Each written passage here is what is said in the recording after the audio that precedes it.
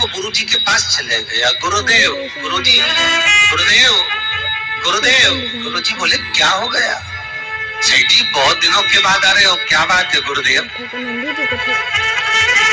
मेरे को बात समझ में नहीं आती कि मैं नवरात्रे में सप्तशती का पाठ कराता हूँ, देवी जी का यज्ञ करवाता हूँ, माता रानी को चूनर पहनाता हूँ, उनको सुंदर बिछोड़ी, पायल, चुनरी सब पहनाता हूँ, कन्याओं का भोजन करवाता हूँ, भंडारा करवाता हूँ, जवारे बोता हूँ, अखंड ज्योत लगाता हूँ, पर नवरात्रि जैसी पूरी होती है उसके 2 महीने 3 महीने बाद मेरी पत्नी क्यों मर जाती है?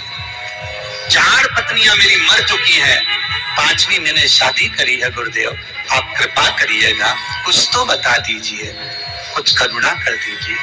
गुरुजी बोले कि तू सब कुछ अच्छा कर रहा है, जोत भी जला रहा है, कन्या भोज भी करा रहा है, चुनरी भी चढ़ा रहा है, भंडारा भी कर रहा है, जोत भी लगा रहा है, जवारे भी बो रहा है, माता रानी की सेवा भी कर रहा है, अखंड रात्रि व्रत कर रहा है, सब कुछ तूने करा, यज्ञ भी करा, फिर तेरी पत्नी क्यों मर सकती है? ऐसा हो ही नहीं सकता। नहीं गुरुदेव, मेरी 5वीं शादी है गुरुदेव, अब की बार आप कृपा करिए। गुरुजी ने कहा तेरे पंडित जी को अनुष्ठान पर बुला, मैं कमरे में बैठकर सुनूंगा सप्तशती का पाठ, तब मैं ध्यान करूंगा। गुरुजी अंदर के कमरे में जाकर बैठ गए, ब्राह्मण पाठ करना प्रारंभ करा और ब्राह्मण ने पाठ करना प्रारंभ करा। उसमें एक शब्द आ गया, भार्यन्तु भक्षन्तु, भार्यन्तु भक्षन्तु। उसमें बोलना था भय पीड़ा को, हे जगत जननी तू भक्षण कर जा, और ब्राह्मण बोलता था भार्यन्तु भक्षन्तु, मेरी पत्नी को, मेरी भार्या को तू भक्षण कर दे। पंडित जी जैसे ही बोले गुरुजी बाहर निकल कर आ गए। पंडित जी को रोका, रुकिए गुरुदेव, आप हर साल अनुष्ठान कर रहे हो जजमान के यहाँ और बोल देते भार्यन्तु भक्षन्तु, हे देवी तू मेरी पत्नी को खाए, तो माँ हर बार उस पत्नी को निकल जा। निवेदन शब्द सुधार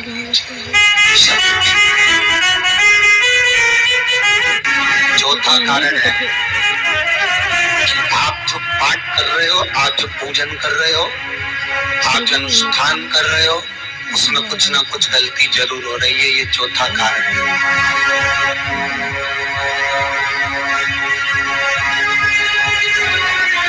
एक बार पूरे घर के लोगों को बिठाओ, अपने घर के लोगों को, मम्मी से पूछना मम्मी तुम कौन कौन सा पाठ करती हो? एक बार मम्मी से पूछ, फिर एक बार पापा से पूछना पापा आप कौन कौन सा पाठ करते हैं सुबह? फिर बहू से पूछना भाभी आप कौन कौन सा पाठ करती हो? फिर छोटी दुल्हन से पूछना छोटी दुल्हन तुम कौन कौन सा पाठ करती हो? भैया आप कौन कौन सा पाठ करते हो? आप कौन कौन सा पाठ करते हो? पूछना। जब घर के अंदर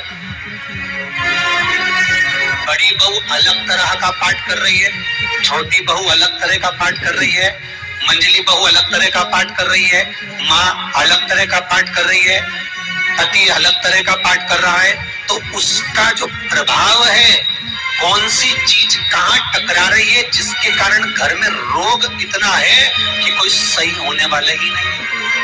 अब तुम कहोगे सीवर वाले गुरुजी ने उपाय बताया, हमने बहुत करा, पर सही क्यों? तो सही क्यों नहीं हो रहा है? उसका कारण है या तो बड़ी बहू जो पाठ कर रही है, या सास जो पाठ कर रही है, या पति जो पाठ कर रहा है, जो भी उस घर के अंदर रहकर जो पाठ अर्चना कर रहा है, उसमें जरूर कुछ ना कुछ ऐसा हो रहा है जिसके कारण वो काम नहीं कर पा, उसमें कुछ ना कुछ गलती हो रही है जिसको तुम समझ नहीं पा रहे, जिसको तुम अपने आप को बहुत विचार करते हो कि मेरे बराबर कोई नहीं कर सकता, मैं शंकर की भगत, मैं राम की भगत, मैं कृष्ण की भगत, मैं जो करती हूँ बहुत अच्छा करती हूँ, मैंने जो किया बहुत अच्छा करा, पर हो सकता है उसी कारण आपको दुख झेलना पड़ रहा है।